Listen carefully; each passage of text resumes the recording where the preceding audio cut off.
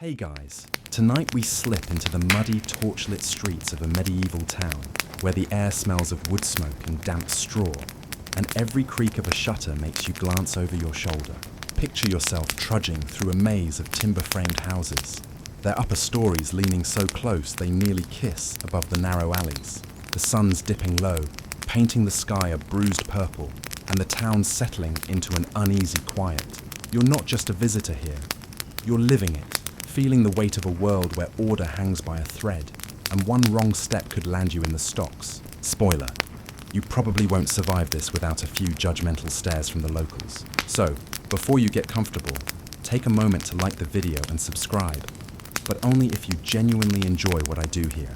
Drop a comment with your location and local time. I love knowing where you're drifting off from.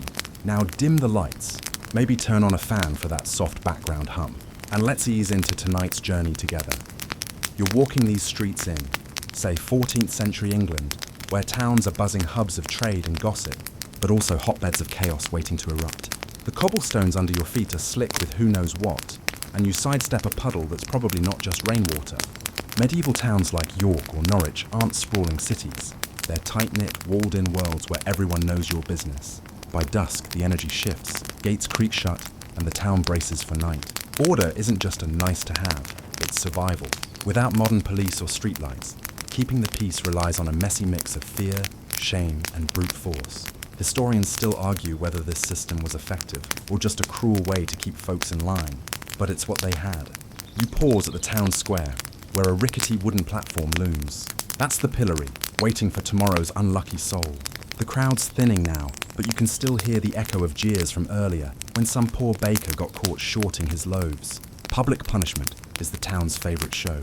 Think reality TV, but with more rotting vegetables. And here's a quirky tidbit. Some townsfolk believed a good public shaming could literally cleanse your soul, like a spiritual power wash. No one's throwing cabbages now though. The square's emptying as people scurry home, wary of the night watch, who'll soon patrol with their clanking weapons and suspicious glares.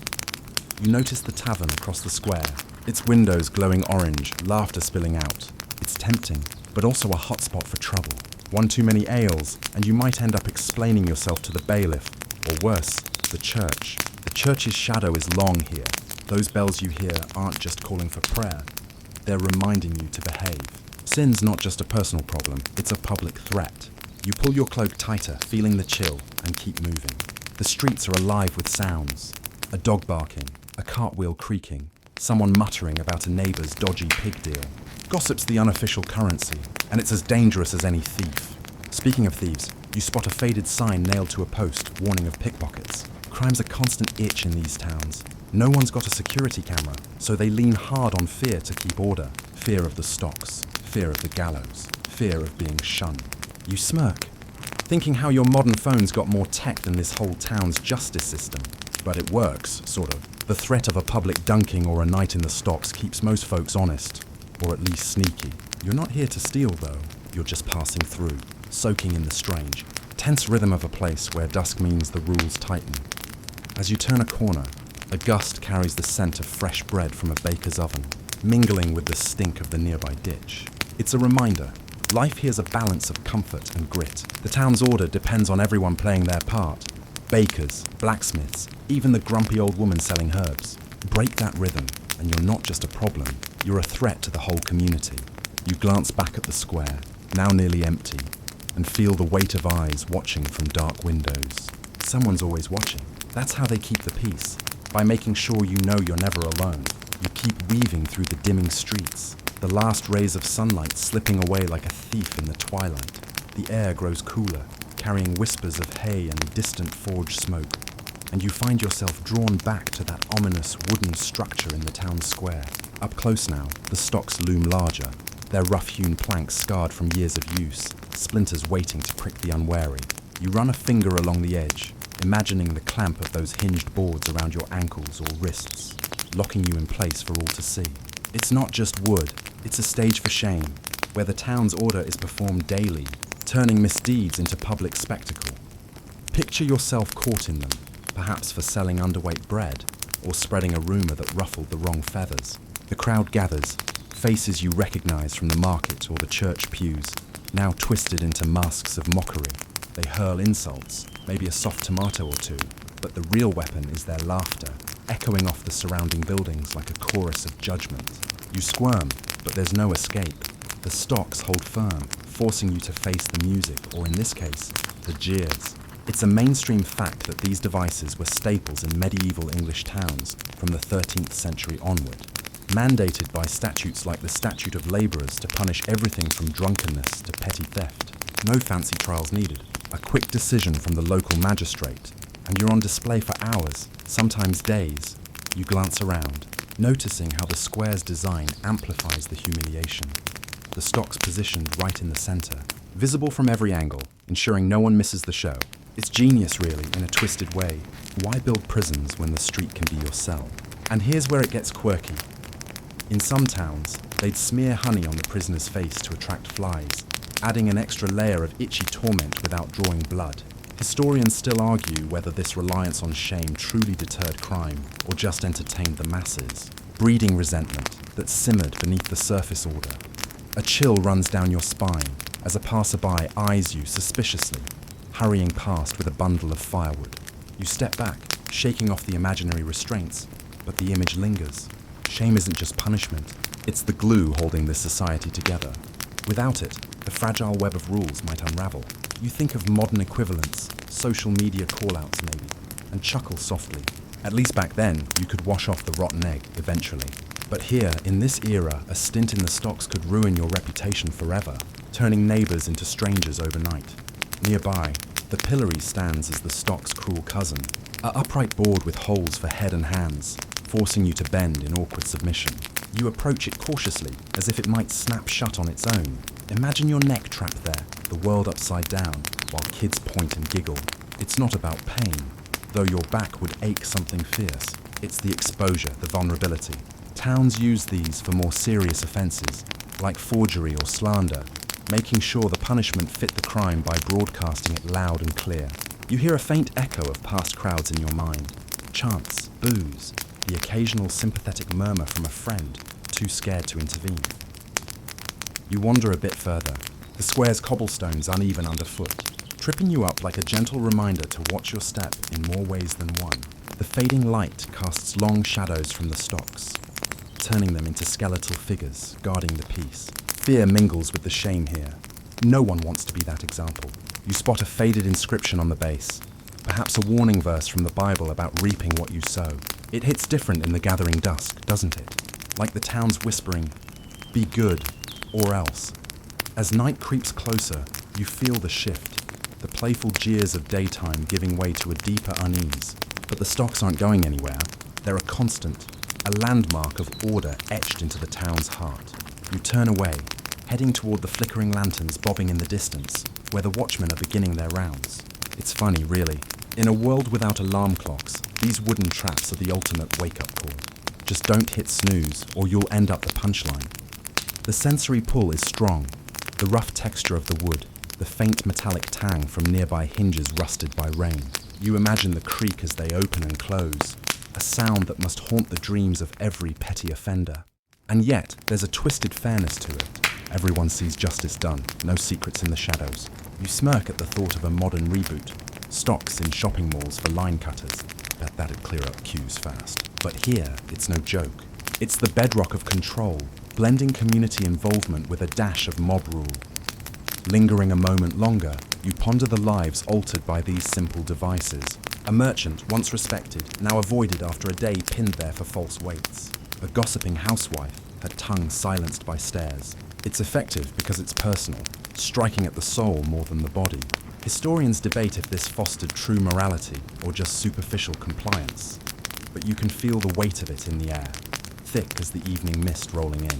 Shame enforces justice, yes, but at what cost to the human spirit? You finally pull yourself away, the square now almost deserted, save for a stray cat eyeing you from atop a barrel.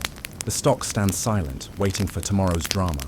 As you move on, the night's calm feels heavier, laced with the unspoken rules that keep this town from descending into anarchy.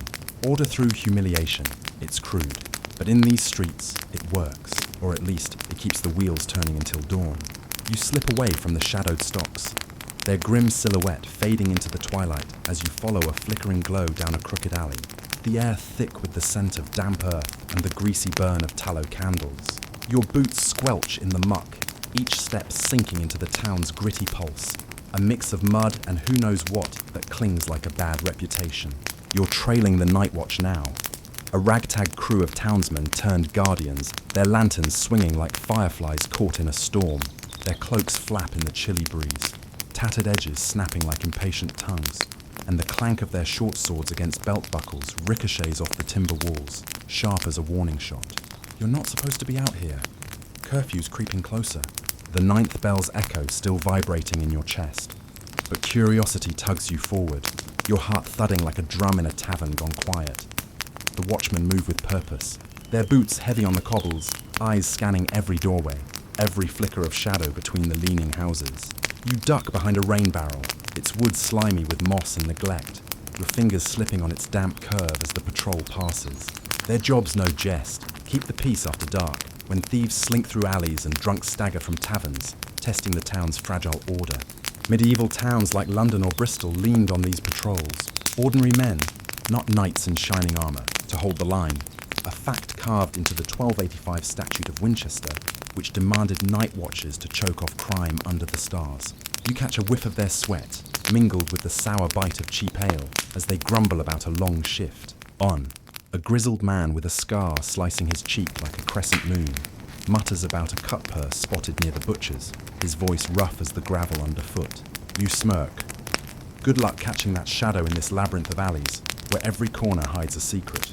A lantern's glow catches your eye, painting the walls with jittery gold, the light dancing like it's nervous too. You picture their routine, checking the gate's iron bolts, rattling shutters to spook would-be rogues, shouting, "All's well," to calm the townsfolk huddled behind barred doors. But it's not all heroic swagger. Here's a quirky bit. Some watchmen were notorious for dozing against a wall or sneaking a pint from a smuggled flask, trusting the town's fear of the stocks to do half their work. Historians still argue whether these patrols truly deterred crime or just stumbled through the dark, more theatre than threat. Their lanterns a prop in a play of order. You stifle a chuckle, imagining a modern security guard napping in a mall, flashlight dimmed, snoring through his shift. Same vibe, just swap the sword for a walkie-talkie. You creep closer, staying low, the cold seeping through your cloak like a nosy neighbour's gossip, chilling your bones. The lead watchman pauses, raising his lantern to peer down a side street, its cobbles gleaming wet under the light. You freeze, breath fogging in the air, a ghostly puff that betrays your hiding spot. His gaze sweeps past, and you exhale, pulse racing like a horse spooked by a shadow. False alarm, but curfew's no game. Break it, and you're facing the bailiff's scowl or, worse, a night in a cell that smells like despair and damp straw. You spot a faded notice nailed to a post, its ink smudged but stern. By order, no man walks past 9 bells. The watchmen's power isn't in their swords, it's in their presence. Their heavy tread a drumbeat warning anyone thinking of a late-night deal or dalliance to think again. The street hums with tiny sounds. A rat skittering across a crate, its claws scratching like a thief's whisper. A shutter creaking on rusty hinges. The distant low of a cow, restless in the dark. You imagine a bad night for the watch. Hauling a slurring drunk to the lockup, his curses echoing through the alleys, or chasing a thief through this maze, their lanterns bobbing like drunken stars. It's chaotic, but it works because the town's all in. Neighbours snitch, kids tattle, and the watchmen are the eyes when the sun's gone. You grin, picturing a medieval group chat blowing up. Saw John sneaking out behind the tanners. Same energy, just slower, carried by whispers instead of pings. A sudden shout snaps you back sharp as a cracked whip. There, by the baker's, one watchman barks, his voice cutting through the fog. You glimpse a shadow darting past the shop's shuttered window, quick as a fox. The patrol lumbers after it, lanterns swinging wildly, boots slapping the mud like a frantic heartbeat. You don't follow, too risky, and you're no hero. Instead, you lean against a wall, its rough plaster cool against your palm, and picture the chase. Maybe it's a kid nicking apples, his hands sticky with guilt, or a rogue with a knife, bold enough to test the night.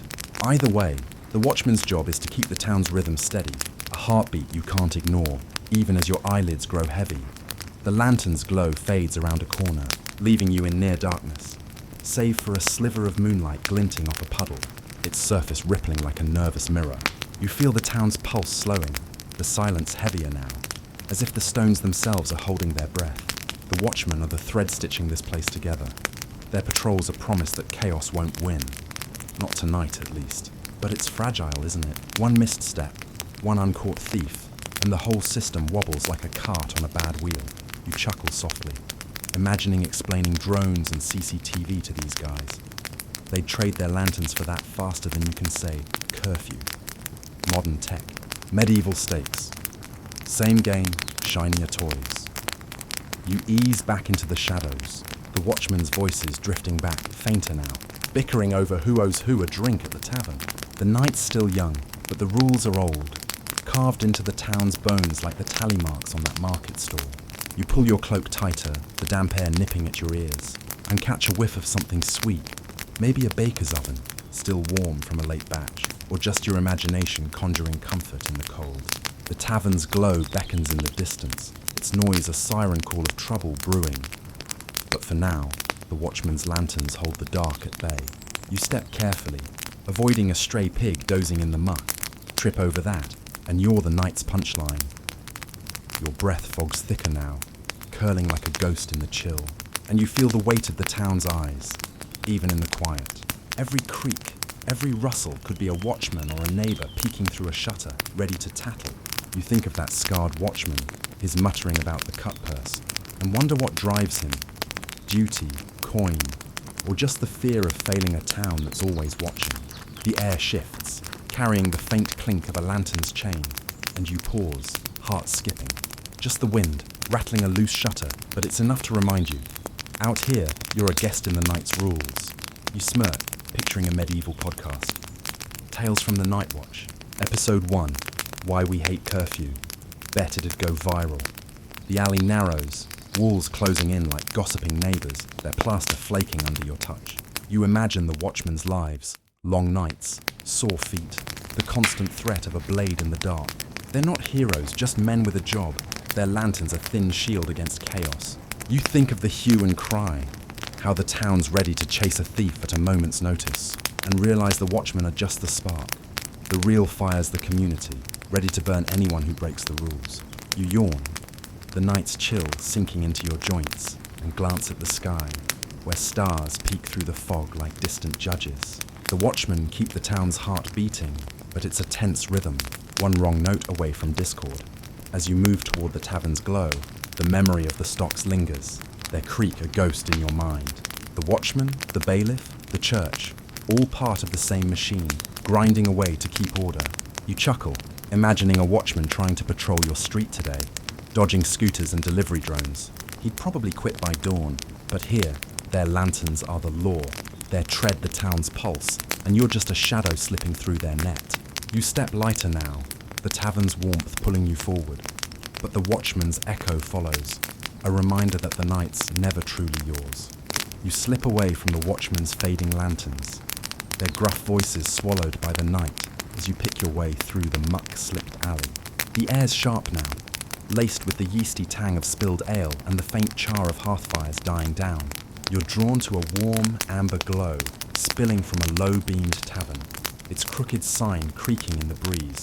A faded boar's head that looks more like a grumpy blob. Laughter and shouts burst through the warped door, pulling you closer like a moth to a flame. You push inside, and the heat hits you like a slap, thick with the smell of sweat, roasted mutton, and something suspiciously like wet dog. The tavern's a cauldron of chaos. Tables crammed with red-faced townsfolk, merchants, weavers, maybe a rogue minstrel, slamming tankards and arguing over dice. You squeeze past a burly man shouting about a bad wool deal, his breath sour enough to curl your toes. Taverns like this, common across medieval Europe by the 1300s, were the town's beating heart, where news spread faster than fleas and trouble brewed quicker than ale. They're also where order teeters on a knife's edge. One wrong word, and fists fly. You spot a splintered chair in the corner, evidence of last night's brawl, and smirk. Bet they settled it with a black eye and a grudging handshake. You find a spot near the fire, its crackle a cozy counterpoint to the din. The tavern keeper, a wiry woman with eyes like a hawk, scans the room while pouring ale from a chipped jug. She's the unofficial sheriff here, quick to toss out drunks before they upset the delicate balance. You overhear a snippet about a tanner who got caught watering his ale. Quirky thing is, some towns find you more for bad brews than for petty theft. Believing a sour pint was a betrayal of community trust. Historians still argue whether taverns were social glue or powder kegs, binding folks together or sparking fights that spilled into the streets. A shout erupts near the dice table.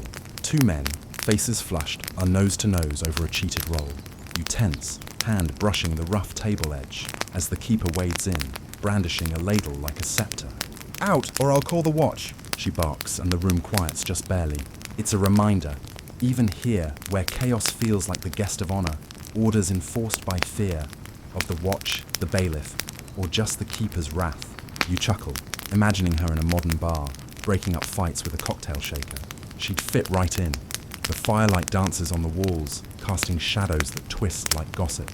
You sip a watery ale, its bitterness curling your lip, and watch a group of apprentices in the corner. Their laughter too loud, their gestures too wild. One's got a black eye, probably from testing the town's rules last night. Taverns are where those rules get stretched. Curfew ignored, tongues loosened, fists itching. But cross the line too far, and you're in the stocks by dawn, or worse, explaining yourself to the church for disorderly conduct. You wince, picturing a sermon on gluttony while your head's pounding from bad ale. A lute player starts up, his notes wobbly but earnest, and the mood shifts, softening the edges of the room's tension. You lean back, the chair creaking under you, and take in the scene. Spilled drinks, scattered nutshells, a dog gnawing a bone under a table. It's messy, alive, and somehow holding together, like the town itself. But the threat of trouble's never far. You spot a man in a hooded cloak by the door, eyeing the room too keenly. Pickpocket, maybe, or just someone with secrets. You pull your purse closer, the leather worn smooth under your fingers. The keeper's shout cuts through again, this time at a lad who spilled ale on her floor. "Clean it, or you're mucking stables for a week," she snaps. The room laughs, and you do too, though quietly. Don't want her ladle aimed your way. It's a microcosm of the town's justice. Swift, public, and just humiliating enough to keep you in line. You think of social media pylons today, where one dumb tweet can have the internet throwing virtual tomatoes. Same game, different props. As the loot fades, you feel the weight of the night pressing in. The tavern's warmth is tempting, but curfew's ticking closer, and the watchman won't care that you're just soaking up the vibe. You drain your ale, the last drop bitter as a bad decision, and slip toward the door. Outside, the air's colder, sharper, the street now a tunnel of shadows. You glance back at the tavern's glow, its noise muffled but alive, and wonder how many fights will break out before dawn. Taverns test the town's order, bending it till it creaks, but somehow it holds. For now, you step out from the tavern's raucous glow, the door thudding shut behind you like a judge's verdict, muffling the laughter and clinking tankards that spill into the night. The air bites your face, sharp with the sting of frost and the smoky tang of wood fires burning low, and the street feels like a different world, silent, save for the distant hoot of an owl and the creak of a loose shutter banging in the breeze, like a ghost rattling its chains. Your boots scrape against the uneven cobblestones, each step a gritty crunch that echoes off the timbered walls, their upper stories leaning so close they seem to whisper secrets. You're heading toward the town square, where a new figure looms under a flickering torch. The bailiff, a broad man whose cloak hangs heavy with authority, his eyes glinting like wet flint as he scans the emptying streets. You pause in the shadows, heart thumping like a drum in a quiet chapel, because this guy's the one who decides whether you get a slap on the wrist or a week in the stocks. Your name a punchline in the market by dawn. The bailiff's the town's enforcer, a living scales of justice with a temper shorter than a winter's day. His presence as unyielding as the stone walls circling this place. You watch him stride across the square, his staff tapping the cobblestones like a judge's gavel, each deliberate thwack a reminder that orders his domain, and he's not here to negotiate. In medieval towns like these, think 14th century York or Norwich, bailiffs were the king's men on the ground, their roles cemented in records like the pipe rolls, collecting fines, settling disputes, and hauling troublemakers before magistrates with a grip as firm as their oak staffs. This one's got a face like a storm cloud, brows furrowed, probably fresh from finding a baker for shorting loaves or breaking up a tavern brawl with a glare that could curdle ale. You smirk, imagining him tackling your neighbour's endless noise complaints. Bet he'd silence their yapping dog with one squint. No paperwork needed. You edge closer, sticking to the wall's damp plaster, its chill seeping through your cloak like a warning you can't shake. The bailiff stops to question a nervous peddler, his voice low but sharp, cutting through the night like a blade through soft bread. "Where are you off to past curfew?" He growls, his words heavy with suspicion, and the peddler stammers, clutching a sack of wilted herbs that smell faintly of mint. Or maybe something funkier, like the crushed snail paste some swore by for luck, a quirky remedy you'd rather not test. Historians still argue whether bailiffs were fair arbiters or just bullies with badges, pocketing fines for their own tankards while the town whispered of corruption. Either way, this man's presence makes your skin prickle, like you're one wrong step from a lecture that ends with your wrists in wood. The torchlight carves harsh lines on the bailiff's face, highlighting a scar above his brow, a jagged memento, probably from a tavern scuffle gone wrong or a thief who didn't go quietly. You imagine his day, dragging a cut purse to the pillory, his boots scuffing the same cobbles you're on, settling a squabble over stolen chickens, feathers still floating in the air, or just standing here, radiating menace to keep the townsfolk in line. It's not all grim though. You chuckle quietly, picturing him stuck mediating a spat over whose pig ate whose cabbages. Medieval HOA drama, complete with angry glares and muttered curses. But his power's real, undeniable. One word from him, and you're explaining yourself in a damp cell, the air thick with mould, or worse, facing the town's jeering crowd, their laughter sharper than any blade. Remember that honey-smeared face in the stocks, flies buzzing like a cruel chorus? Yeah, he's the one who'd ordered the jar opened. You shift your weight, the cobblestones digging into your soles like a reminder to stay sharp, and notice a small crowd lingering near the church steps, their whispers curling through the fog like smoke. They're gossiping about the bailiff's latest ruling, a weaver fined for cursing the miller, his tongue getting him a day in the pillory and a lighter purse. Gossip's the town's lifeblood, flowing faster than ale, and the bailiff's decisions are its juiciest fuel. Each one a story to chew over in the tavern or market. You catch a snippet about a quirky local custom. In some towns, bailiffs forced offenders to wear a shame mask, an iron cage locked over the head, turning you into a walking mockery for all to gawk at. No sign of that here, but the thought makes you grin. Imagine the selfies if they had those today. Hashtags like "bad day in the pillory" trending by noon. The bailiff moves on, his staff's tap-tap fading as he heads toward the market, his cloak swallowing the torchlight like a storm cloud eating the sun. You exhale, realizing you've been holding your breath, your chest tight as if his gaze had pinned you in place. His shadow lingers though, a reminder that order's not just stocks or gallows. It's the fear of crossing men like him, their authority woven into the town's pulse. You think of modern cops patrolling a quiet suburb, their flashlights sweeping like these torches, and snort softly. Different tools, same vibe, don't test me. But here it's personal, intimate. The bailiff knows your face, your trade, maybe even your mother's name. Good luck hiding in a town where every neighbour's a spy. The square's nearly empty now. The torch, spitting sparks that dance like fireflies before fizzling into the damp air, leaving a faint smell of charred wood. You pull your cloak tighter, the wool scratchy against your neck, and move past the church, its steeple looming like a silent judge, its stone cross glaring down. The bailiff's not just enforcing laws, he's the town's spine, keeping it from slumping into chaos with every step he takes. But it's a heavy job, isn't it? One bad call and he's the villain, too harsh and the townsfolk mutter rebellion over their ale. Too soft and thieves run wild, laughing in the alleys. You wonder what he dreams of at night. Probably not peace with all the grudges he collects. Each one a weight heavier than his staff. A stray dog trots by, sniffing the ground, its ribs sharp under matted fur, eyes glinting like it's seen too much. You toss it a crust from your pocket, its edges hard as the town's rules, and it scurries off, tail wagging like a tiny rebellion. Small acts like that don't escape the bailiff's notice. He's watching for anything that smells like trouble, even kindness to strays that might draw a crowd. You yawn, the night's weight settling on your shoulders like a damp blanket, and glance back at the square, now just a pool of shadows. The bailiff's gone, but his presence clings, heavy as the fog, a reminder that order's fragile, held together by fear of his next step. You move toward the next street, the tavern's warmth a faint memory, its laughter now just a ghost in your ears. The air carries a whiff of damp straw, mingled with the faint iron tang of a nearby forge.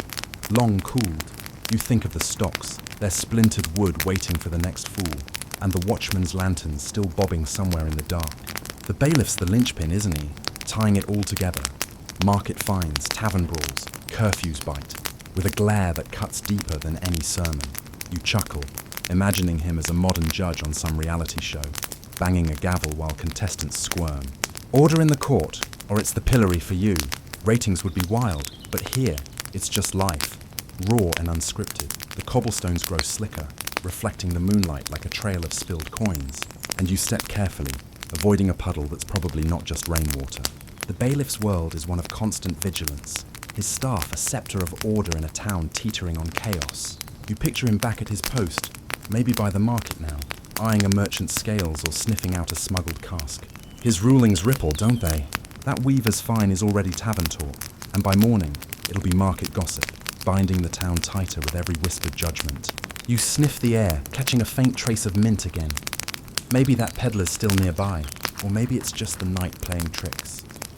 A creak from a nearby shutter makes you flinch, your hand brushing the dagger at your belt, its leather grip worn smooth. Just the wind, rattling the town's bones, but it's enough to remind you. The bailiff's eyes are everywhere, or at least it feels that way.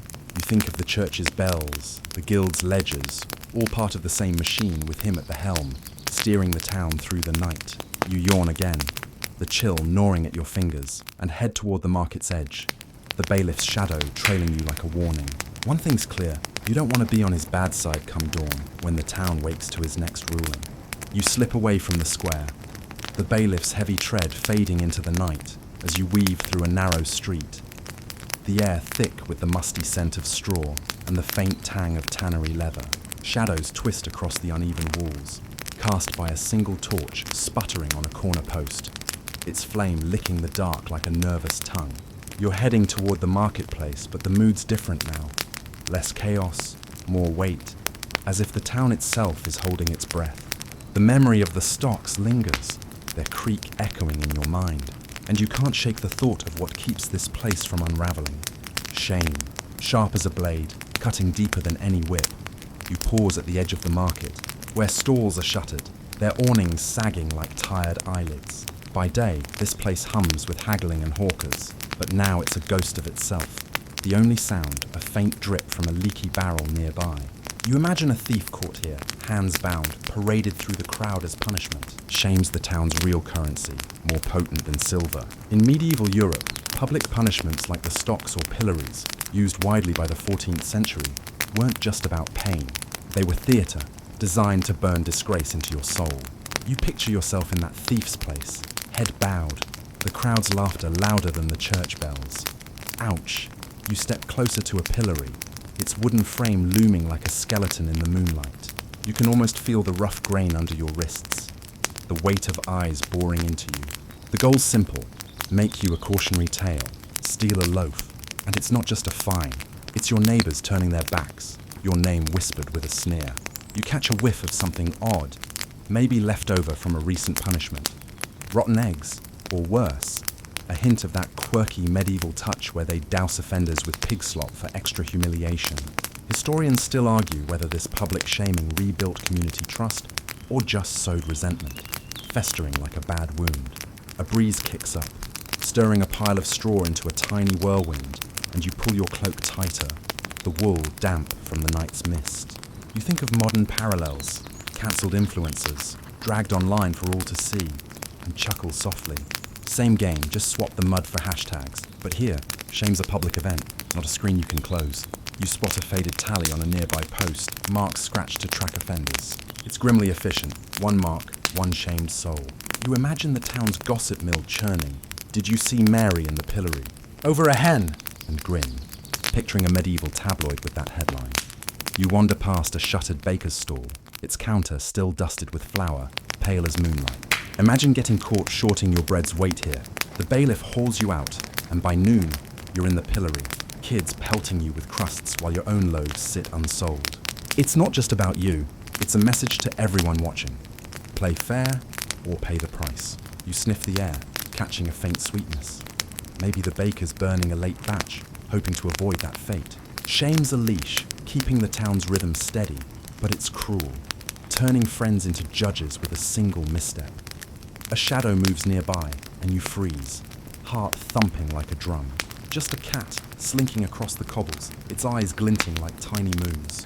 You laugh under your breath. Jumpy much? But it's hard not to be, with the town's rules pressing in like the walls of this narrow street. Shame doesn't just punish, it polices. You think of that weaver from the bailiff's latest ruling, now shunned at the tavern. One bad day, and you're a pariah. It's effective, sure, but you wonder if it's fair. The cat vanishes into an alley, and you wish you could slip away so easily. The market's silence feels heavier now. The pillory a silent sentinel of order. You touch its wood, cold and splintered, and imagine the stories it holds. Every mark a life altered, a lesson taught. You yawn, the night's chill creeping into your bones, and glance toward the gallows in the distance, barely visible in the dark. That's where shame turns deadly, and the thought makes your stomach twist. For now, though, it's just you and the empty market, the air thick with the weight of unwritten rules. You smirk, thinking of a modern equivalent, maybe a walk of shame meme going viral. At least you can delete an app. Here, the pillory's your reality check, and it doesn't forget. You ease away from the market's hushed stalls, the pillory's chill still prickling your fingertips like a bad memory, and turn down a fog-shrouded path toward the town's edge. The air hangs heavy now, laced with the earthy rot of fallen leaves, and a faint, metallic tang that sets your teeth on edge. Your cloak whispers against the damp grass as you approach the gallows, that skeletal scaffold rising from the mist, like a crooked finger pointing at the stars. It's not hidden away. No, this town's made sure it's front and center, just beyond the walls, a daily dose of dread for anyone fool enough to glance its way.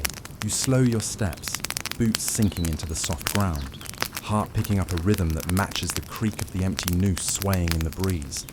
The structure's crude, really, rough-hewn beams lashed with rope, the platform scarred from countless boots and worse. You circle it slowly, the wood groaning under an invisible weight, and imagine the crowd that gathers here on execution days. Families picnicking on the grass, kids wide-eyed, while the condemned dangles as the finale. It's the ultimate penalty, the gallows' grim hug ending lives for everything from murder to coin clipping.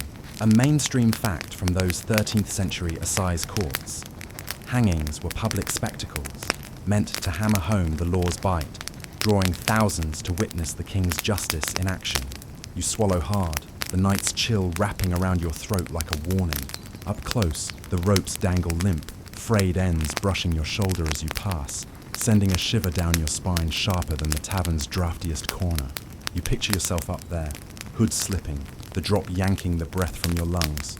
Not graphic, just that final, helpless swing. But it's the fear that does the work, isn't it? Before a single knot's tied, the gallows whispers to every soul in town, step wrong, and this is your curtain call. You smirk, thinking of modern death row dramas on TV, all suspense and no splinters. At least here, it's DIY. Build your own doom with bad choices and a bailiff's bad mood. A gust rattles the beams, and you jump, laughing it off under your breath. Jumpier than a cat in the watchman's lantern light you are. But who wouldn't be? This thing's a landmark, etched into the town's psyche like that scar on the bailiff's brow. You lean against a post, its grain biting into your palm, and let your mind wander to the last poor sod who swung. Maybe a highway robber, caught after too many close shaves, or a heretic spouting ideas that ruffled the church's feathers. The quirky side, some believed the gallows' shadow cursed the land below, so they'd plant herbs there, rue for regret maybe, to ward off bad juju. Historians still argue whether these executions truly quelled crime or just turned the gallows into a morbid tourist trap, boosting fear more than faith in the law. The fog thickens, curling around the legs of the scaffold like ghostly fingers, and you pull back, the damp seeping into your boots. You can almost hear the echoes, the creak of the trap door, the hush of the crowd, a final gasp swallowed by the wind. It's not just death, it's erasure. Your name a cautionary tale over tavern ales, your family dodging stares like they carry the plague. Remember that weaver shunned for a curse. Multiply that by forever. You chuckle softly, picturing a sign-up sheet for gallows selfie tours. Medieval influencers would eat it up, filters and all. But the joke's thin here.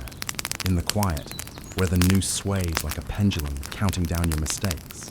You step away, circling to the far side where wild brambles claw at the base, their thorns snagging your cloak like nosy fingers. The town's built this fear into its bones. Pass it on market days, and hagglers fall silent, skirt it at dusk, and curfew feels like a mercy. It's the big stick to the stock's carrot of shame, ensuring even the boldest thief thinks twice before pocketing that silver. You sniff the air, catching a whiff of wood smoke from a distant farm, a reminder that life's flickering on elsewhere, warm and oblivious. But here, the gallows stands eternal, a shadow over every deal gone sour, or grudge nursed too long. A lone crow perches on the crossbeam, its beady eye fixed on you, cawing once before flapping off into the murk. Bad omen? Or just dinner plans? You grin, shaking off the chill. Crows probably gossip about us too, calling us those upright apes with their rope tricks. But the bird's flight pulls your gaze upward, to the stars peeking through the haze, indifferent witnesses to this town's dance with death. Fear's the real executioner, isn't it? It hangs you long before the rope does, twisting your gut at every creak in the night. You think of the guildsmen, safe in their halls, whispering about a member's folly that ended here. One slip, and you're not just gone. You're a ghost story. The path winds back toward the walls, but you linger a moment, the scaffold's outline blurring in the fog like a half-remembered nightmare. It's effective, this fear. Keeps the taverns from boiling over, the markets from melting down, but it's a heavy price, painting every shadow with dread. You yawn, the night's pull tugging at your eyelids, and finally turn away, the creak fading behind you.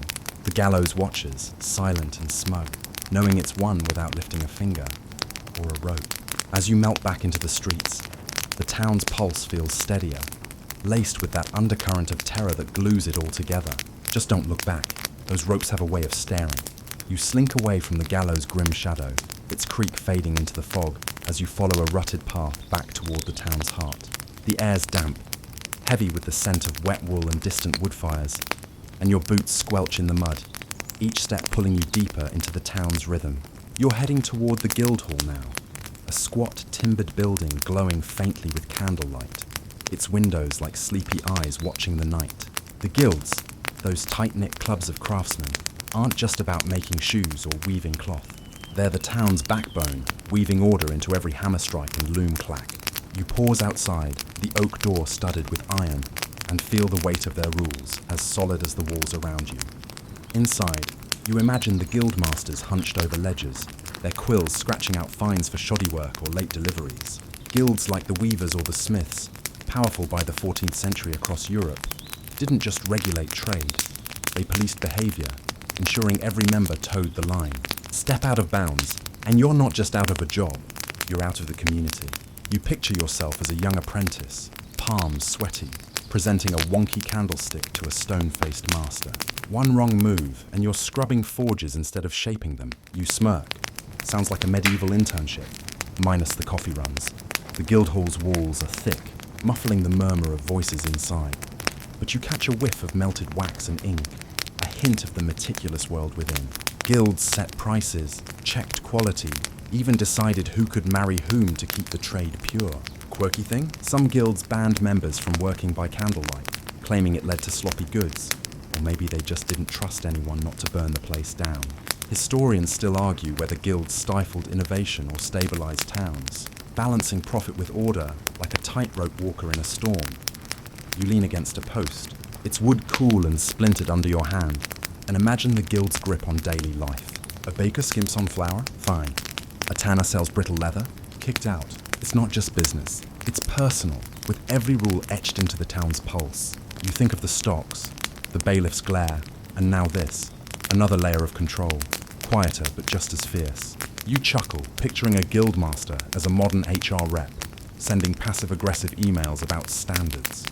Same vibe, sharper stakes. A flicker of movement catches your eye. A young lad, probably an apprentice, scurrying past with a bundle of cloth, his face pale under the moonlight. He's late, you bet, and the guild won't be kind. You can almost hear the lecture. Late again, boy. Want to end up like that fool in the pillory? Shame's their weapon too, just wrapped in parchment instead of wood. You sniff the air, catching a faint trace of dye from the cloth. Sharp and chemical, like the guild's rules cutting through the town's chaos. Order here isn't just fear of the gallows, it's fear of losing your place, your craft, your name. You wander closer, the guild hall's warmth tempting through the cracks in the door. Inside, you'd find tables cluttered with tools, samples of cloth or metal, each a testament to the guild's iron grip on quality. A weaver's guild might display a perfect bolt of wool, its threads tight as their rules, while a smith's guild would show off a gleaming blade, sharp enough to slice through excuses. You grin, imagining a guild-branded Instagram, such craft or bust. But here it's no joke. One bad batch, and you're out. Your family's reputation sinking faster than a bad brew in a tavern. The night's growing colder, the fog curling around your ankles like a nosy cat. You think of that tanner from the tavern, maybe facing the guild tomorrow for his watered ale. They'll strip him of more than coin. His pride, his standing, gone in a single ruling. It's effective, this web of control, tying the town together with threads of trade and fear. You yawn, the chill sinking into your bones, and glance at the church spire piercing the fog. The guilds and the church, hand in hand, keeping souls and crafts in check. You wonder if they ever clash, like two bosses fighting over the same intern. A creak from the guild hall door makes you flinch, but it's just the wind, rattling the hinges like a warning. You pull back, the path ahead dim, but pulling you toward the church's looming shadow. The guild's rules linger though, heavy as the bailiff's staff, reminding you that order's everywhere. Stocks, gallows, guild halls, all stitching the town tight. You laugh softly, picturing a guildmaster trying to regulate your Netflix binges. Good luck with that. But here, their words law, and you'd better not forget it as you slip into the night. The town's pulse steady but unforgiving. You drift away from the guild hall's stern glow, its candlelit windows fading into the fog as you tread toward the church, its spire stabbing the sky like a stone finger wagging at sinners. The air's colder now, thick with the scent of wet moss and the faint incense that clings to the town like a ghost. Your boots crunch on gravel, each step echoing off the looming walls of the church, its arched doorway yawning black under the moonlight. This isn't just a place for prayer, it's the town's moral compass, its bells tolling not just hours but warnings. You feel its pull, heavy as the gallows shadow, reminding you that sin's not just personal, it's a crack in the town's fragile order. You pause at the church steps, the stones slick under your soles, worn smooth by centuries of penitence. Inside, you'd find flickering candles, their wax pooling like tears, and a priest's voice murmuring about salvation or damnation. By the 14th century, the church was the town's heartbeat, its doctrines shaping laws as much as sermons. Adultery, blasphemy, even skipping mass could land you in hot water, with priests doubling as judges in ecclesiastical courts. You imagine yourself caught whispering heresy in the tavern, say doubting the local saint's miracles, and now you're here, kneeling on cold stone, begging pardon. You smirk. Good luck tweeting your way out of that one. The air carries a whiff of frankincense, sharp and heavy, mingling with the damp earth. You picture the priest, his robe stiff with authority, preaching about hellfire while the congregation squirms. The church's grip is fear, but not the gallows kind. It's eternal, a dread that burrows into your soul. Quirky thing. Some towns believed a sinner's punishment could cleanse the whole community, like airing out a musty room. So your public penance, maybe a barefoot walk in sackcloth, fixes more than your soul. It patches the town's moral fabric. Historians still argue whether this spiritual policing unified communities or just bred hypocrisy, with folks playing pious while plotting in the shadows. You run a hand along the church wall, its stones rough and cold, etched with faint crosses from pilgrims' knives. The rules here aren't just about behavior, they're about belief. Step out of line, say, dabbling in some half-baked astrology, and you're not just shamed, you're shunned. Your name a whisper in the pews. You chuckle, imagining a medieval Yelp review. Great sermons, but the eternal damnation vibe's a bit much. But it works. The fear of God, or at least his earthly reps, keeps the tavern brawls in check and the market scales honest. Mostly, a bell tolls, low and mournful, vibrating through your chest like a warning shot. You glance up, catching the glint of a stained glass window, its colours muted but menacing in the dark. Saints staring down, judging your every step. You think of that weaver from the bailiff's ruling. maybe dragged here to confess his curses before the altar. Public penance is the church's stocks, stripping you bare without a splinter. You can almost hear the priest's drone, the congregation's whispers, the weight of eyes heavier than any pillory. It's order, sure, but it's personal, cutting deeper than a fine. You step back, the fog swirling around your ankles like a restless spirit. The church doesn't just enforce, it shapes. It's in the way folks cross themselves passing the gallows, or how the guilds pause work for holy days. You sniff the air, catching a faint trace of candle wax, like the church's influence lingering in the breeze. You grin, picturing a priest trying to save your soul from binge-watching true crime. Same energy, different stakes. But here, salvation's a group project, and straying risks more than your soul. It risks the town's fragile peace. A shadow shifts nearby and you tense, hand brushing your cloak's edge. Just a beggar, curled against the church wall, his breath fogging in the cold. You toss him a crust, its edges hard as the rules you're dodging. He mutters a blessing or maybe a curse. Hard to tell in this light. The church's reach extends even here, to the outcasts, promising redemption if they play along. You yawn, the night's weight pressing your eyelids, and move on, the spire's shadow trailing you like a stern parent. The church holds the town together, its fear a thread stronger than guild rules or bailiff's staff.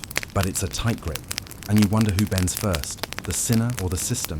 You pull away from the church's looming shadow, its spire fading into the fog as you tread down a winding street. The air thick with the scent of damp straw and a faint tang of iron from a nearby forge. Your boots slip on the slick cobbles, each step a gamble in the dark, and the town feels alive with restless energy, like it's waiting for something to snap.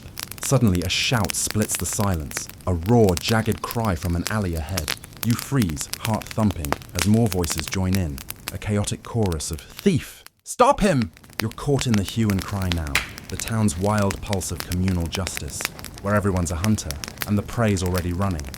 You jog toward the noise, the alley opening into a blur of motion. A dozen townsfolk, lanterns swinging, chase a lanky figure clutching a sack. The mob's a mix, merchants, apprentices, even a baker still dusted with flour, all bellowing as they weave through the maze of streets. This is the hue and cry, a medieval tradition rooted in Anglo-Saxon law, where the community itself enforces order, chasing down wrongdoers like a pack of hounds. By the 13th century, it was a legal duty.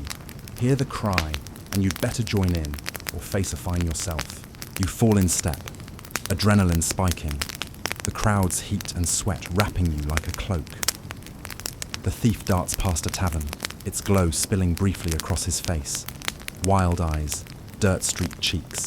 You catch a whiff of stolen apples from his sack, their sweet rot mingling with the alley's stink of refuse. The mob's closing in, their shouts sharp as knives, and you feel the surge of their shared purpose. It's not just about catching a thief, it's about protecting the town's fragile web, where one loose thread could unravel everything. Quirky thing?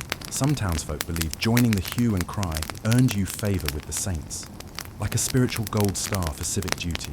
Historians still argue whether this system empowered communities or just fueled mob chaos, turning neighbours into vigilantes. You dodge a stray dog yapping at the chaos, its barks lost in the clamour, and nearly trip over a cobble slick with mud. The crowd's a beast now, its rhythm raw and relentless, lanterns casting jagged shadows that dance like spectres on the walls.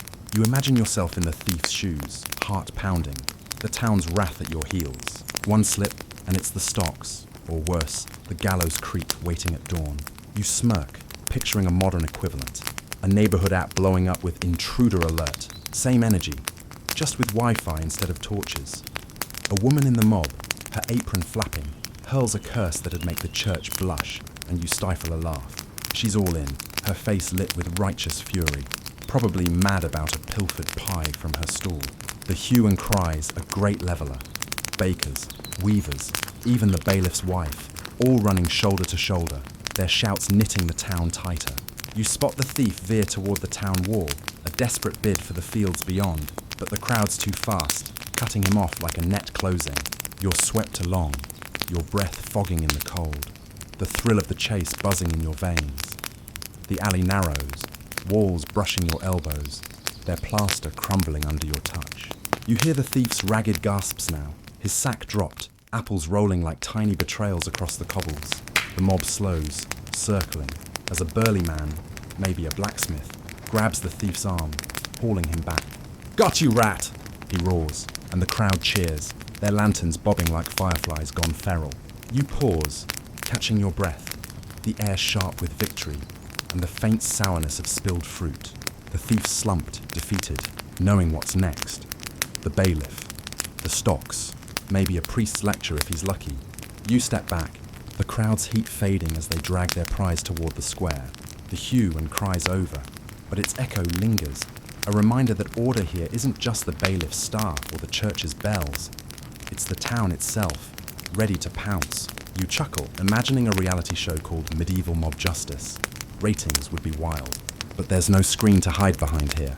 Every shout, every chase, binds the town tighter, fear and duty tangled like the thief's dropped sack. You yawn, the night's adrenaline ebbing, and glance toward the walls, their silhouette barely visible in the fog. The chase is done, but the town's pulse still races, ready for the next cry. You peel away from the fading clamour of the hue and cry, the mob's triumphant shouts softening as they drag the thief toward the square. The air's grown sharper, thick with the scent of dew-soaked earth and the faint smoke of dying hearth fires, and your boots scrape against the gravel as you head toward the town's massive walls. They loom ahead, jagged stone teeth biting into the foggy night, their bulk a silent promise of safety, or a cage, depending on your perspective. You're walking their base now, the cold stone rough under your palm, each block a testament to the town's obsession with order. The gates, heavy oak slabs studded with iron, are locked tight, their hinges groaning like a tired giant as the wind nudges them. These walls aren't just for show. By the 13th century, towns like York or Chester built them to fend off bandits, rival lords, or worse. Think Viking raids, but with less Hollywood flair. They're the town's armour, locking in the market's bustle and locking out the chaos beyond. You trace a crack in the stone, imagining the masons who laid it, their sweat mingling with the mortar. The gates, bolted shut at dusk, are the final word in the town's nightly ritual. Curfew's not just a rule, it's a fortress. You smirk, picturing a modern gated community with a medieval twist. No entry after 9 p.m, or face the bailiff's mood. A gust carries the scent of pine from the fields beyond, sharp and wild, a reminder of the world the walls keep at bay. You climb a low rampart, the stones slick with moss, and peer over the edge. The darkness outside is absolute, a void where outlaws and outcasts lurk, banished from the town's embrace. Quirky thing? Some towns hung lanterns on the walls, not for light, but to signal spirits to stay out, like a cosmic no trespassing sign. Historians still argue whether these walls fostered security or just paranoia, trapping the town in its own fears as much as protecting it. You hear a faint clank, the watchmen patrolling the wall's top, their lanterns bobbing like fireflies on a leash. You duck low, your cloak snagging on a jagged stone, not keen on explaining your late-night stroll. The gates are the town's pulse, opening for trade at dawn, slamming shut at night to choke off trouble. You think of that thief from the hue and cry, maybe dreaming of slipping through these gates before the mob caught him. Too late now. You chuckle, imagining a medieval escape room. Find the gate key before the bailiff finds you. Spoiler, you'd lose. The wall's shadow stretches long, swallowing the path below, and you feel the weight of its rules. No one slips in or out without the watchman's say-so, their eyes sharper than the church's saints. You spot a faded carving on the gate, a crude shield, maybe a lord's mark, its edges worn but defiant. It's a reminder, the town's order isn't just shame or fear. It's physical, carved in stone, locked in iron. You sniff the air, catching a whiff of tar from the gate's hinges, sticky and bitter, like the rules that bind this place. The walls don't just keep enemies out, they keep the townsfolk in line, reminding you where you belong. A creak overhead makes you tense, but it's just a raven settling on the rampart, its beady eyes glinting like it knows your secrets. You toss it a glance, half expecting it to report you to the bailiff. Silly, sure, but here, even the birds feel like spies. You think of the gallows creak, the Guildhall's ledgers, the church's bells, all part of the same machine, grinding chaos into order. The walls are its shell, hard and unyielding, but you wonder what happens when the cracks grow too wide. You yawn, the fog curling around your ankles like a clingy pet, and ease down the path. The gates bulk at your back. The night's quiet now, save for the watchman's distant murmurs and the soft drip of dew from the wall's edge. You imagine life beyond these stones, fields stretching into the dark, where rules are looser but dangers sharper. The town's safety comes at a cost. Every gate, every lock tightens the leash. You grin, picturing a modern city with these walls, trading freedom for a safe zone app. Same deal, less mud. But here, the walls are the town's heartbeat. Their shadow a constant reminder. Stay inside, stay good, or face the world outside. You move on, the path curving toward the market, the wall's weight lingering like a stern parent's gaze. You slip away from the town walls, their stone bulk fading into the fog as you retrace your steps toward the marketplace. Its shuttered stalls now ghostly in the moonlight. The air's sharp with the scent of old straw and a faint whiff of sour wine spilled during the day's bustle. Your boots scuff the cobblestones, slick with dew as you weave between empty carts, their wheels creaking faintly in the breeze. The market's heart of the town by day, a chaotic dance of hawkers shouting over baskets of fish, cloth, and questionable herbs. But it's also a battleground for order where justice strikes faster than a bad bargain. You pause by a stall, its counter scratched with tally marks, and feel the pulse of rules that keep this place from collapsing into chaos. Imagine you're haggling here at noon, the sun baking the crowd, the air thick with sweat and fresh bread. You're eyeing a pile of apples, their skins glinting red, when the vendor slips a few underweight ones into your bag. Caught red-handed, he's in trouble. Medieval markets, governed by laws like the 13th century assize of bread and ale, had zero chill for cheats. Inspectors, called ale conners or market wardens, prowled these stalls, checking weights, sniffing brews, ready to drag offenders to the bailiff. You picture the vendor's face paling as he's hauled off, the crowd jeering like it's a sport. You smirk. Imagine a medieval yelp slamming him. 1 star, skimped on my pears. You run a hand along the stall's edge, its wood splintered and warm from the day's sun, now cooling in the night. Justice here is swift, public, and personal. A cheating baker might wear a bad loaf around his neck, paraded through the market like a soggy trophy. Quirky thing, some towns dunked ale cellars in a nearby stream for watering down their brews, a soggy lesson in honesty. Historians still argue whether these punishments curbed fraud or just made good theatre, distracting the crowd from their own empty purses. The market's quiet now, but you can almost hear the echoes, shouts of fresh cod clashing with curses over a shorted sack of grain.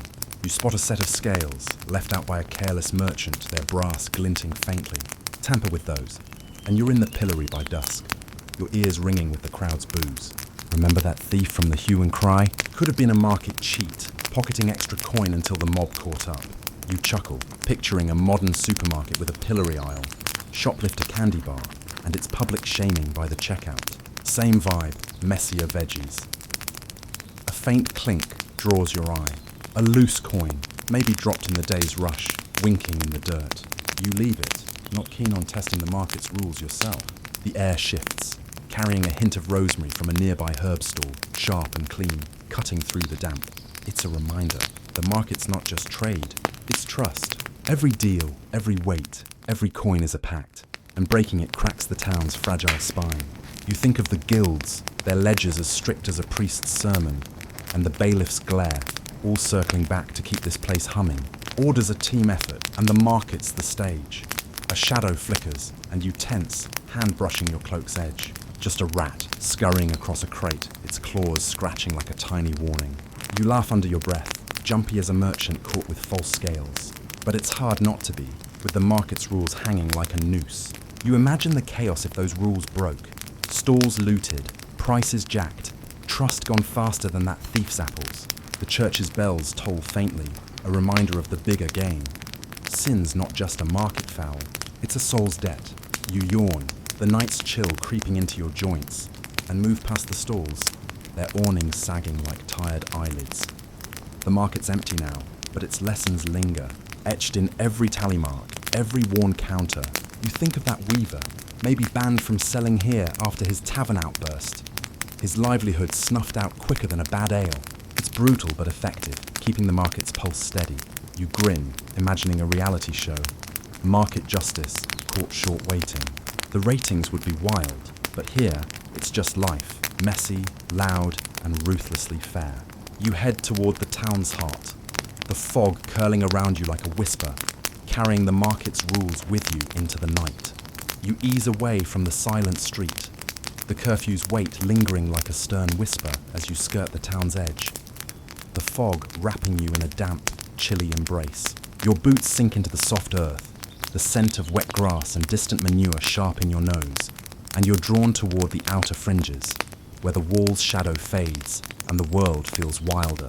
Beyond the gates, in the murky fields, you glimpse shapes moving, outcasts, those shunned souls the town spat out to keep its order intact. Their silhouettes flicker against the mist, hunched figures scavenging or skulking, their lives a warning etched in the dark. You pause, heart thumping, the air thick with the tang of wood smoke and something sour, like despair gone stale. These outcasts, thieves, heretics, or just folks who crossed the wrong guild, are the town's ghosts, banished to keep the peace. By the 14th century, towns like these often exiled minor offenders, saving the gallows for the worst, but still cutting them off from the community's pulse. You imagine yourself among them, cast out for, say, selling dodgy ale or mouthing off to the bailiff. No walls to shield you, no market to barter in, just you, the cold and the wolves howling in the distance. You shiver, pulling your cloak tighter, its wool scratchy against your neck, and feel the town's rules like a blade at your back. A faint rustle makes you tense, hand brushing the dagger at your belt. Just a figure, maybe a leper or a branded thief, slipping through the brambles, their rags catching on thorns. You catch a whiff of something odd. Herbs, maybe, burned to ward off disease or bad luck. A quirky custom some outcasts clung to, believing it kept the town's curses at bay. Historians still argue whether banishment restored order or just pushed trouble outward. Breeding bands of outlaws who'd raid the roads come spring. You smirk, picturing a modern equivalent. Being cancelled and left to fend for yourself in a digital wilderness. Same sting, less mud. You step closer to the wall's base, its stones looming like silent judges, and peer into the dark beyond. The outcast's world is a shadow of the town's, all survival and no safety. You think of that thief from the hue and cry, maybe out here now, his sack of apples long gone, his name a curse in the tavern.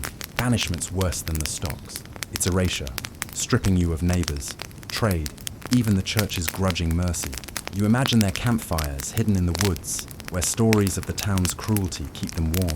Your breath fogs in the air, mingling with the mist, and you wonder what it takes to survive out there. Guts, or just desperation. A low moan carries on the wind, maybe a cow or something human, and you flinch, laughing softly at your own nerves. Jumpy as a merchant caught with false scales, aren't you? But it's hard not to be with the town's edge so sharp, its rules slicing clean between us and them. You spot a broken pot near the wall, its shards glinting like teeth, and picture an outcast dropping it, maybe chased off by a watchman's shout. The town's order depends on these exiles. Someone's got to be the example, the shadow to its light. You think of the church's bells, the guild's ledgers, all working to keep folks inside the lines. Out here, those lines vanish, and so does mercy. You move along the wall, its moss slick under your palm, and feel the town's pulse fading, replaced by the wild's restless hum. The outcasts are proof, orders fragile, built on fear of becoming them. You chuckle, imagining a medieval reality show. Survivor, beyond the walls, with banished bakers and heretics competing for scraps. But there's no prize out here, just survival, and the town's happy to forget you. You yawn, the night's chill gnawing at your fingers, and glance back at the walls, their bulk a promise and a threat. The outcast's fate is the town's last word. Stay in line or lose everything. You turn toward the town's heart, the fog curling like a warning, pulling you back to its rules. You drift away from the market's silent stalls, their shadows blending into the fog as you tread deeper into the town's maze. The air thick with the scent of damp wood and a faint whiff of tallow from a guttering candle somewhere close. Your boots slip on the slick cobbles, each step a whisper in the night's heavy hush, and you feel the curfew's weight pressing down like an invisible hand. The streets are empty now, the watchman's lanterns mere pinpricks in the distance, their clanking swords a faint echo. You're not supposed to be out here, nobody is, and the silence is a warning, as sharp as the gallows creak or the church's bells. The town's holding its breath, and you're tiptoeing through its dreams, every creak and rustle making your pulse skip. Curfew's the town's nightly lockdown, a rule as old as the walls themselves, enforced by the 1285 Statute of Winchester to choke off nighttime crime. Break it, and you're not just risking a fine, you're flirting with the bailiff's wrath or a night in a cell that smells like despair and mould. You hug the shadows, your cloak brushing the rough plaster of a house, its warmth long gone. The silence is eerie, broken only by the drip of a leaky gutter and the soft moan of wind through a cracked shutter. You imagine yourself caught out here, explaining to a grim-faced watchman why you're not tucked in bed. Good luck spinning that yarn. A faint glow catches your eye, a single candle flickering in a window, its light trembling like a guilty secret.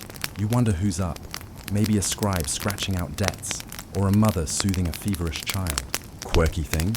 Some towns believed breaking curfew angered the spirits, inviting bad luck or worse, like that gallows shadow growing longer.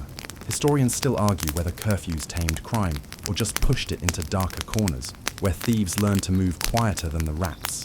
You smirk, picturing a modern city with a curfew app pinging your phone. Get home, or the drones are coming. Same game, creepier tech.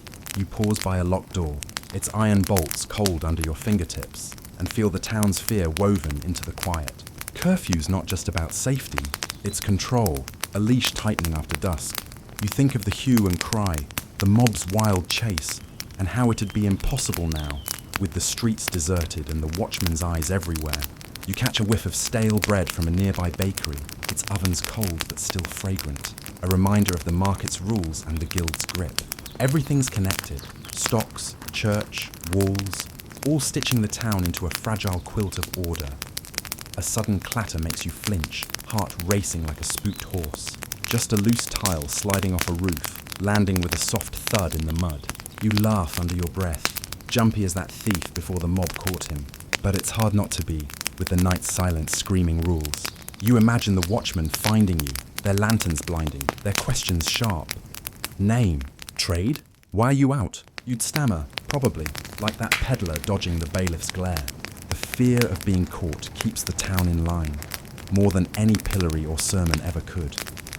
You move on, the street narrowing until the houses lean close, their eaves nearly touching like gossiping neighbours. The air's colder, the fog thicker, curling around your ankles like a cat with a grudge. You think of the church's bells, silent now but always looming, and the gallows shadow, stretching even here.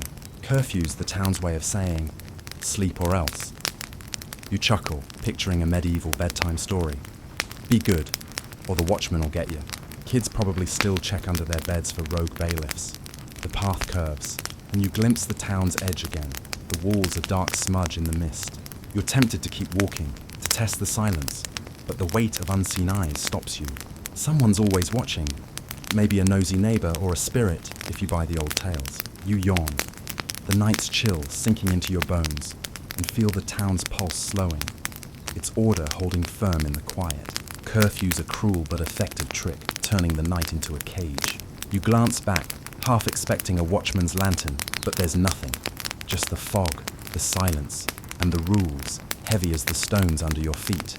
You slip back from the town's edge, the outcast shadows fading into the fog as you retrace your steps toward the heart of the town, the air heavy with the scent of damp straw, and a faint trace of candle wax drifting from shuttered homes. Your boots scuff the cobblestones, slick with night's dew, and the silence wraps you like a heavy cloak, broken only by the distant clank of a watchman's sword, or the soft creak of a gate settling into its hinges. You're weaving through the streets now, the town's rules, stocks, gallows, guilds, church, swirling in your mind like the mist at your ankles. It's all a delicate dance, isn't it? Order balanced on a knife's edge, held together by fear, shame, and the collective will to keep chaos at bay. You pause in the square, the Pillories silhouette a dark reminder, and feel the town's pulse steady but fragile, like a heartbeat you can't quite trust. This place, with its muddy alleys and stern bailiffs, is a machine of control. Every cog, curfew, market scales, even the hue and cry, grinding to keep the peace. By the 14th century, towns like this were microcosms of survival. Their laws a patchwork of royal decrees and local custom, designed to stop the whole thing from unraveling. You think of that weaver, shunned for a curse, or the thief, Maybe banished now and realize it's all connected. Every punishment, every rule weaves the town tighter. Quirky thing? Some towns marked their boundaries with stones blessed by priests, believing divine lines kept order as much as walls. Historians still argue whether this web of control created harmony or just stifled freedom, crushing spirits under the weight of collective fear. You lean against a post. Its wood rough and cool, the square empty save for a stray cat slinking past, its eyes glinting like it's in on the town's secrets. You chuckle, imagining it reporting to the bailiff, talk about a perfect snitch. But the humour fades as you glance at the church spire, its shadows slicing the fog. Fear and shame aren't just tools. They're the town's air, breathed in with every step. Remember that honey-smeared face in the stocks? Or the gallows creak? They're all part of the same song, keeping folks in line with a melody of dread. You sniff the air, catching a whiff of stale ale from the tavern's direction, and grin. Bet they're still arguing over dice in there. Testing the rules but not breaking them. Yet, the fog thickens, curling around the pillory like a ghostly audience, and you feel the town's rhythm slowing, its order holding fast but at a cost. Every locked gate, every guild fine, every sermon's warning, it's a machine that hums but creaks, ready to snap if pushed too far. You think of modern cities, their cameras and fines and smirk. Same dance, shinier props, but here, it's raw, personal. The bailiff's glare or the mob's shout cutting deeper than any algorithm.